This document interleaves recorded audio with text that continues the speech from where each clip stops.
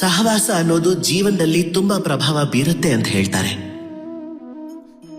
ಹಣ್ಣಿನ ಬುಟ್ಟಿಯಲ್ಲಿ ಒಂದು ಕೊಳೆತ ಹಣ್ಣನ್ನ ಇಟ್ರೆ ಆಗ ನಿಧಾನವಾಗಿ ಎಲ್ಲ ಹಣ್ಣುಗಳು ಕೂಡ ಕೊಳೆತು ಹೋಗುತ್ತವೆ. ಅದಕ್ಕೆ ಹೇಳ್ತಾರೆ ಕೆಟ್ಟ ಸಹವಾಸದಿಂದ ದೂರ ಇರು ಅಂತ. ಏನ್ ಮಾಡೋಕ್ಕಾಗತ್ತೆ? ಈ ಪ್ರಪಂಚ ತುಂಬಾ ಚಿಕ್ಕದು. ನಾವ್ ಎಲ್ಲಿ ಕೆಲಸ ಮಾಡ್ತೀವೋ, ಎಲ್ಲಿ ವಾಸ ಮಾಡ್ತೀವೋ, ಯಾವ ದಾರಿಯಿಂದ ನಾವು ಬರ್ತೀವೋ ಹೋಗ್ತೀವೋ, ನಾವೆಲ್ಲಿ ವಿಹಾರ ಮಾಡ್ತೀವೋ ಅಲ್ಲೆಲ್ಲ ಎಂಥ ಜನ ಇರ್ತಾರೆ ಅಂದ್ರೆ ಅವರನ್ನು ನೋಡಿ ನಮಗನ್ಸತ್ತೆ ನಾವು ಇವರ ಸಹವಾಸ ಮಾಡಬಾರ್ದು ಅಂತ. ನಾವೇನ್ ಮಾಡೋಕ್ಕಾಗತ್ತೆ? ಅವರನ್ನ ತಿರಸ್ಕರಿಸಬೇಕಾಗತ್ತೆ. ಈ ಪ್ರಪಂಚದಲ್ಲಿ ಎಷ್ಟೋ ಜನ ಇದ್ದಾರೆ, ಅವರು ಪ್ರಪಂಚವನ್ನೇ ತ್ಯಾಗ ಮಾಡ್ಬಿಟ್ಟಿರ್ತಾರೆ. ನೀವು ಹಾಗಾಗ್ಬೇಡಿ.